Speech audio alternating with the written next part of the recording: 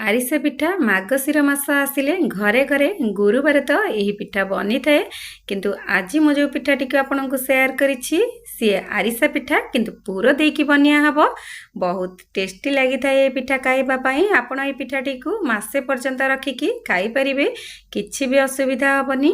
एबे चलंतु देखि नबा आजिर रेसिपी। नमस्कार, ममता किचन ओडिया को आपण समस्त को अनेक अनेक स्वागत। ए पिठाटी को बनैबा पई आपण को टिके समय लगी पारे किंतु बहुत सुआदिया बनिबो एवं मासे पर्यंत किछि भी खराब हबनी। एबे चलंतु देखि नबा आजिर रेसिपी। आजिर रेसिपी बनाइबा पई मु एठी किछि अरुआ चावल नै जेछि। मु एठी नुआ मोटा थिबा अरुआ चावल नै जेछि। आपण सब बेले नुआ अरुआ चावल ही पिठाटी बनैबे, देखिबे बहुत बढ़िया बनिबो। ग्राम हिसाब रे 1 केजी अछि एवं ग्लास हिसाब रे मु एठी 3 बड़ा ग्लास एवं आ 2 मुठा अरुआ चावल को एठी ऐड करि नैछि। तापर कौन करबा ना ग्लास रे भल भाव रे पानी दे केमती चावलटी को मक्चिकी 2 रु 3 थर एमती धोई नेबे। तापर कौन करिवे चावल को 10 रु 12 घंटा एही परी पानी रे भिजिबा को देबे। जेते पानी रे भिजिबो पिठाटी सेते बहुत बढ़िया बनिबो एवं खाइबा पई बहुत बढ़िया लागि थाए ए पिठाटी। एबे जेहेतु मो भल भाव रे धोई नेछि एबे 10 रु 12 घंटा पर्यंत कवर करके रखी नबा। आपण एहाकू सखाळे एमती पानी रे भिजे की रखी नेबे एवं ता पर दिन आपण चावल को पानी रे छाणी की रखी नेबे। तो एबे याकू मु साइड को रखी नेछि। एबे नडिया पूरा बनैबा पई मु एठी 1 मीडियम साइज रा नडिया को एठी कोरिकी रखी नेथिली। एबे कोन करबा एबे से नडिया को प्रथमे एमती खाली पैन रे देकी एमती टिके एपट सेपट करि नबा। तापरे स्वाद अनुसार एठी गुड़ दे दबा। आपना जेमती नडिया पूरा बनाती सेमिति आपन को एठी बनैबार अछि किंतु नडिया रे बिल्कुल पानी रखिबे नहीं। नडियाटी पूरा सुखा सुखा हे जिबा दरकार से पर्यंत एमती एपट सेपट करके भाजी नउथिबे। आ भितर देखंतु गुड़ हमर मेल्ट हे आसलानी, नडिया पूरा मध्य हमर एठी प्रस्तुत हे जाईछि। एबे लास्ट रे कोन करबा ना एबे लास्ट रे गैस ऑफ करि नबा एवं 1 चम्मच गुजराती गोलमरचर गुंडा देकी आको एमती गोळै नबा एवं पूरा को साइड को रखि नबा। तो एबे मु आपनको 1 दिन पर देखौछि। देखंतु चावल भल भाव रे भिजी जाईछि। मु सखाळु सखाळु चावल को एमती गोटे जाली थिबा जागा को छाणी नउछि जेमिति कि पानी भल भाव रे छाड़ी जाए। आपण सेमती आको बाहर करि नेबे एवं तळ बाटे गोटे जागा रखि नै थिबे जेमिति कि पानी सब लिगिडी जीवो। सेति पई आपण एमती गोटे जालीदार जागा नेबे। तापर कौन करेंगे ना आपको घंटे पखापाखि एमती जाली रे रखी नेबे जेमिति कि पानी भल भाव रे छाड़ी जीवो। एबे देखंतु मु एमती छाणी की रखी नेछि। रही जाइथिबा एक्स्ट्रा पानी मध्य बाहरी जाइछि। तो एबे कौन करबा ना एबे एमती गोटे धला कपड़ा हो बा जे कोनोसी कपड़ा आपनक पाखरे अछि आपण एमती गोटे कपड़ा पके नेबे एवं चावल को एमती अपना चारिपट बिछड़े की एमती टिके सुखै नेबे फैन तले नाई तो सेमती आपण सुखै परिबे। तो गोटे जिनस एठी मन रखिबे चावल को अत्यधिक सुखेबे नहीं। हल्का हल्का हाथ को पानी भली लागुथिबो आपन को सेतिकी सुखेइबार अछि। आपण एठी अत्यधिक सुखेबे नहीं। मु आपन को जेमती देखौछि आपण सेमती ही बनैबे। देखिबे पिठाटी पूरा परफेक्ट बनिबो। एबे एमती खेलै सल्ला पर कोन करिबे ना चावलटी को एमती हाथ सहाय्य रे से कपड़ा सहाय्य रे एमती भल भाव रे चावलटी को एमती पोछि पोछि नेबे। एमती करबा द्वारा कोन हेथाय ना चावलटी खूब शीघ्र सुखी जाए थाए किंतु ध्यान रखिबे चावल रे पानी थिबा दरकार जेमिति कि अत्यधिक सुखिला न हो जाए। देखंतु हाथ को केमती पानी पानी लागुछि सेमती ही लागिबा दरकार। एबे जेहेतु भल भाव रे हमर चावलटी सुखी आसलानी एबे कोन करबा एबे मु गोटे जागा को आको बाहर करके रखी नउछि एवं तापर कोन करबा ना मिक्सिंग जार रे देकी अल्प अल्प आमे ग्राइंडिंग करि नबा। देखंतु चावल को अत्यधिक देबे नहीं एमती अल्प अल्प करके देकी आपण मिक्सिंग जार रे भल भाव रे आको मिक्स करि नेबे।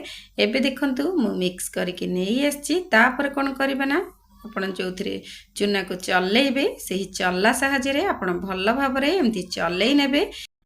ତ ତଳେ ଏବେ ଗୋଟେ ମୁଁ ଏମିତି ଥାଳି ରଖି ନେଇଛି ଏବଂ ଉପରେ ଏମିତି ଚଲେଇ ନେଉଛି। ଆପଣଙ୍କୁ ରହିଯାଇଥିବା ବଳକା ଚାଉଳକୁ ଏହିପରି ଗ୍ରାଇଣ୍ଡିଙ୍ଗ ଜାରରେ ମିକ୍ସ କରିକି ଏହିପରି ଏମିତି ଚଲେଇବାକୁ ପଡ଼ିବ। ଦେଖନ୍ତୁ ମୁଁ ଏମିତି ଚଲେଇକି ରଖି ନେଇଛି। ହାତ ସାହାଯ୍ୟରେ ଏମିତି ଟିକେ ଦାବିକି ଚୁନାକୁ ଏହିପରି କଭର କରିକି ରଖିନେବେ। ଏବେ ଚାଲନ୍ତୁ ଦେଖିନେବା ଆବଶ୍ୟକ ଅନୁସାରେ ମୁଁ ଏଠି ଗୁଡ଼ ନେଇଯାଇଛି। 1 କେଜି ଚାଉଳ ପାଇଁ 600 ଗ୍ରାମ ଏଠି ଗୁଡ଼ ନେଇଛି। ଗୁଡ଼ର ମେଜରମେଣ୍ଟ ଠିକ୍ ହେବା ଦରକାର। ଆପଣ ଏଠି କମ୍ ଅଧିକ କରିକି ନେଇପାରିବେ ନାହିଁ। ମୁଁ ଆପଣଙ୍କୁ ଯେତିକି ଦେଖାଉଛି ଆପଣ ସେତିକି ହିଁ ନେବେ। ଏବେ ମୁଁ ଗୁଡ଼କୁ ଏମିତି ଭାଙ୍ଗିକି ଗୋଟେ ପ୍ଲେଟକୁ ରଖି ନେଇଛି। ତ ଏବେ ଏଠି ଗ୍ୟାସ୍ ଅନ୍ କରି ଏମିତି ଗୋଟେ ବଡ଼ କଡ଼େଇ ମୁଁ ବସେଇ ନେଇଛି।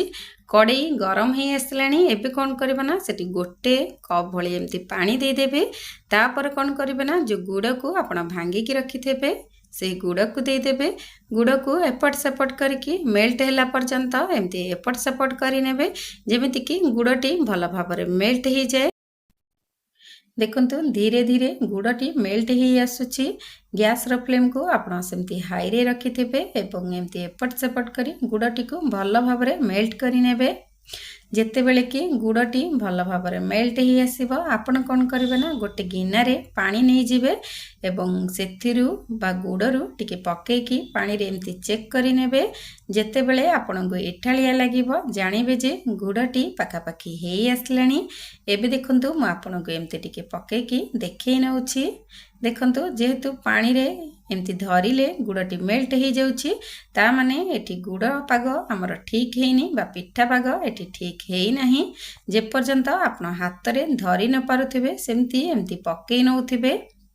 କିନ୍ତୁ ଧ୍ୟାନ ରଖିବେ ଏଇ ପାଗଟି ନରମ ହେବା ଦରକାର, ଟାଣ ବିଲକୁଲ କରିବେ ନାହିଁ। ଯଦି ଏଇ ଗୁଡ଼କୁ ଆପଣ ଟାଣ କରିଦେଉଛନ୍ତି ତେବେ କ'ଣ ହେବ ନା ପିଠାଟି ଆପଣଙ୍କର ଟାଣ ବନିବ। ଆପଣଙ୍କୁ ନରମ ବନେଇବାର ଅଛି, ସେଥିପାଇଁ ଆପଣ ଏମିତି ମଝିରେ ମଝିରେ କିନ୍ତୁ ଚେକ୍ କରି ନେଉଥିବେ। ଯେତେବେଳେ ଏମିତି ହେଇ ଆସିବ ଗ୍ୟାସ୍ର ଫ୍ଲେମ୍କୁ ଆପଣ ଲୋରେ ହିଁ ରଖିଥିବେ, ନାହିଁ ତ ସଙ୍ଗେ ସଙ୍ଗେ ଗୁଡ଼ଟି ଟାଣ ହେଇଯାଇପାରେ। ଦେଖନ୍ତୁ ଏବେ ଗୁଡ଼ଟି ହାତରେ ଏମିତି ଧରି ହେଉଛି। ଆପଣଙ୍କୁ ଏମିତି ବନେଇବାର ଅଛି। ଯେତେବେଳେ ଏମିତି ପାଗ ହେଇ ଆସିବ କ'ଣ କରିବେ ନା ଗ୍ୟାସ୍ର ଫ୍ଲେମ୍କୁ ପୁରା ଲୋରେ ରଖିନେବେ। ତାପରେ କ'ଣ କରିବା, ଏଠି 2 ବଡ଼ ଚାମଚ ପାନମହୁରି ମୁଁ ନେଇଛି ଏବଂ ସେମିତି 2 ବଡ଼ ଚାମଚ ଏଠି ଧଳା ରାଶି ନେଇଛି। ଏବେ ଯେହେତୁ ଗୁଡ଼ ପାଗଟି ଆମର ପ୍ରସ୍ତୁତ ହେଇଯାଇଛି, ଏବେ ସେସବୁକୁ ଦେଇକି ଏମିତି ଟିକେ ଗୋଳେଇ ନେବା। ତାପରେ କ'ଣ କରିବା ନା ଏସବୁକୁ ଗୋଳେଇ ସାରିଲା ପରେ ଆପଣ ଯେଉଁ ଚାଉଳ ଚୁନାକୁ ବନେଇକି ରଖିଥିବେ ସେଥିରୁ ଅଳ୍ପ ଅଳ୍ପ କରିକି ଏମିତି ଦେଇଦେବେ। ଗୋଟେ ପଟ ସାଇଡ଼୍ରେ ଆପଣ ଦେଉଥିବେ, ଅନ୍ୟ ପଟ ସାଇଡ଼୍ରେ ଗୋଳେଇ ନେଉଥିବେ। ତ ଏଠି ଆପଣ ଗୋଟେ ଜିନିଷ ଧ୍ୟାନ ରଖିବେ, ଚାଉଳ ଗୁଣ୍ଡକୁ ଯେଉଁ ବନେଇକି ରଖିଥିବେ ଏକାବେଳକେ ବିଲକୁଲ ଦେବେ ନାହିଁ। ଏମିତି ଗୋଟେ ଜାଗାରେ ନେଇ ଆସିବେ ଏବଂ ଅଳ୍ପ ଅଳ୍ପ କରିକି ଦେବେ ଏବଂ ହାଲକା ହାଲକାରେ ଏମିତି ମିଶେଇ ନେବେ। ଏକାବେଳକେ ବା ଗଦେ କରିକି ଗୋଟେ ଜାଗାରେ ଦେବେ ନାହିଁ ଏବଂ ଭଲ ଭାବରେ ଏହିପରି ମିକ୍ସ କରି ନେଉଥିବେ। ଯେତେବେଳେ ଏମିତି ମିକ୍ସ ହେଇ ଆସିବ ପୁଣି କ'ଣ କରିବେ ନା ହାତରେ ଏମିତି ଟିକେ ନେଇକି ପୁଣି ଏମିତି ଟିକେ ଛିଞ୍ଚିକି ଚାଉଳ ଗୁଣ୍ଡକୁ ପକେଇ ନେବେ। ପୁଣି ସେମିତି ଆପଣ ଗୋଳେଇ ନେବେ, ପୁଣି ସେମିତି ପକେଇ ନେଉଥିବେ ଯେପର୍ଯ୍ୟନ୍ତ କି ବ୍ୟାଟରଟି ଆମର ଠିକ୍ ନ ହେଇଯାଇଛି ସେ ପର୍ଯ୍ୟନ୍ତ ଏମିତି ଗୋଳେଇ ନେଉଥିବେ। ଏଠି ଭାଗ ମାପର କ୍ୱାଣ୍ଟିଟି ଠିକ୍ ରହିବା ଦରକାର, ନାହିଁ ତ ଅତ୍ୟଧିକ ଏଠି ଯଦି ଗୁଡ଼ ହେଇଯିବ ଆପଣଙ୍କୁ ଚାଉଳର ଭାଗ ମାପ ଏଠି ଠିକ୍ ରହିବ ନାହିଁ। ଆପଣଙ୍କର ଏଇ ଚାଉଳ ଗୁଣ୍ଡଟି ବଳିଗଲେ ଚଳିବ, କିନ୍ତୁ ଯଦି ନ ବଳିବ ଆପଣଙ୍କର ଗୁଡ଼ ଏଠି ଯଦି ଅଧିକ ହୋଇଯାଉଛି ତେବେ ପିଠାଟିକୁ ଆପଣ ଏଠି ବନେଇ ପାରିବେ ନାହିଁ। ତ ଏଠି ଏବେ ବ୍ୟାଟରଟି ଆପଣଙ୍କର ଆସ୍ତେ ଆସ୍ତେ ଠିକ୍ ହେଇ ଆସୁଛି। ଗ୍ୟାସ୍ର ଫ୍ଲେମ୍କୁ ସେମିତି ଲୋରେ ରଖିଥିବେ ଏବଂ ଏହିପରି ଏମିତି ଚଲେଇ ନେଉଥିବେ। ପାଖାପାଖି 10ରୁ 15 ମିନିଟ୍ ଏହିପରି ଚଲେଇବାର ଅଛି ଏବଂ ଧୀରେ ଧୀରେ ଏହିପରି ଚାଉଳ ଗୁଣ୍ଡକୁ ଦେଇକି ଆପଣଙ୍କୁ ମିକ୍ସ କରିବାର ଅଛି। ଏମିତି ଆପଣ ବନେଇଲେ ଆପଣଙ୍କର ପିଠାଟି ବହୁତ ସୁଆଦିଆ ବନିବ। ଏବେ ଦେଖନ୍ତୁ ଆମର ଏବେ ହେଇ ଆସିଲାଣି ଏବଂ ଠିକ୍ ହେଇଯାଇଛି। ଏବେ କ'ଣ କରିବା ନା ଏବେ ଗ୍ୟାସ୍ ଅଫ୍ କରିନେବା ଏବଂ ଏହି ବ୍ୟାଟରକୁ ସାଇଡ଼କୁ ରଖିନେବା। तो एबे जेहेतु बैटर रेडी हो जाइए एबे बैटर को कौन करबा ना एमती गोटे थाली को मु बाहर कर नउछि हल्का ठंडा हवा पाई एवं रही जाइथबा बैटर को आपण कवर करके रखिबे नाही तो बैटर टी कोन हबो ना सुखी जीवो बा पिठाटी बनैला बेले फाटी जीवो सेति पई आपण आकु सब बेले कवर करके ही रखिबे। तो बैटर को मुझे ठंडा करके तो रखी नहीं ठंडा हो आसलानी किंतु ध्यान रखिए बैटर टी को अत्यधिक ठंडा करेंगे नहीं। तो एबे मु तो बैटर को यहीपरी थाली रे बाहर करके रखी नहीं एवं जो नड़िया पूर को मु बनई रखी ताकू लडू परी एमती बनई रखी नहीं एवं साइड रे किछि धला राशि नहीं आपण ये जो बैटर टी नहीं आपको अत्यधिक ठंडा करेंगे नहीं हल्का हल्का उषुम थी हाथ में धरला बेली आपन को सेमती रखिबार अच्छी।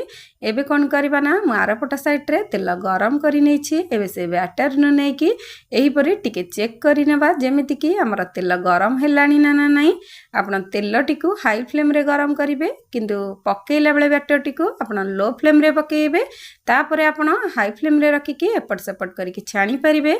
एबे चलंतु मु आपन को पिठा एमती गोटे बनईकी देखई नउछि प्रथमे एमती टिके बैटर आनी देबे तापर कोन करबे ना मझिरे से पूर को देकी पुणी ता ऊपरे आउ टिके बैटर को एमती रखी नेबे तो तापर कौन करेंगे ना हाथ में एमती टिके गोलाकार करके एमती चेप्टा साइज आपण एमती सेप दे देबे तापर तेल रे नेकी पकई नेबे दुई पट साइड रे एमती टिके धला राशि लगई देबे खाइबा पई बहुत बढ़िया लागिबो। आपण तो साधा रे बनौथिबे किंतु एमिति थरे पूरा देकी बनंतु देखिबे खाइबा पई बहुत बढ़िया लागिबो। गोटे पट साइड हेई आसले आर पट साइड को एमती उल्टेई नेबे दुई पट साइड रु जेते बेले भल भाव लाल हेई आसीबो आपण आको बाहर करि नेबे। आपण को एमती गोटे गोटे पकेइबार अछि एवं गोटे पट साइड हेई आसले आपण आको भल भाव बाहर करि नेबे। आपण मध्य साधा रे एमती बनै परिबे साधारे बनैबे को हेले सेमती टिके बैटर नहीं आसीबे तापर कौन करिबे ना एमती टिके सेप दे देबे तापर दुई पट साइड रे आपण राशि लगे कि तेल रे देकी आपण छाणी परिबे। थारे एही परि बनै कि देखंतु देखिबे आपणकर एही पिठाटी मासे पर्यंत रहिबो किछि भी खराब हबनी। आपण को रही जाइथबा बळके बैटर को एही परि बनैबार अछि। आपण जदि एठी पिठार से बड़ करबा को चाहउछंती तबे एठी बड़ चुट करिकि आपण एठी बनै परिबे। पिठा को देखिबा को जेतिकी सुंदर खाइबा को मध्य सेतिकी स्वादिया मु एमती किछि आपण को बनै कि देखै नउछि आपण को जेमती बनै कि देखौछि आपण को सेमती बनैबार अछि। पिठा पकेला बेले तेल रे जदि तेल अत्यधिक गरम हो जाउछि तेबे आपण मीडियम फ्लेम रे रखिकी छाणी परिबे। एबे देखंतु गोटे पट साइड हेई आसलानी मार पट साइड को उल्टे नेछि आपण को एही परी सब छाणीबा को पड़िबो। एबे जेहेतु हेई आसलानी मु गोटे प्लेट को बाहर करि नउछि। तो आज रही आरिसा पिठा रेसिपीटी आपणकर प्रस्तुत हो जाइछि। एठी मु दुई प्रकार आरिसा पिठा बनैकी रखी नेछि। आपण को आज रही रेसिपी केमती लगिला आशा करुछि भल लागिथिबो।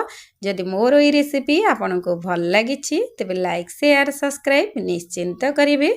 आपण को मो ए जो पिठाटी देखौछि एई पिठाटी साधारे बनिया हेछि साइड रे रहि जाइथिबा एई पिठाटी को मो पूरा देकी बनैछि। एबे आपण को एमती टिके भांगी की मु देखै नउछि देखंतु पूरा पिठाटी खाइबा को बहुत बढ़िया लगी थे साधा पिठा भी मध्यम भल लगिबो। आपण को जेमिति पसंद आपण एठी सेमिति बनै परिबे किंतु थरे एही परी पूरा देकी बनांतु देखिबे बहुत स्वादिया लागिबो। तेबे आज पई एतिकी मो आ गोटी रेसिपी नै कि आपण मानक पाखक आसीबी से पर्यंत रहिली नमस्कार।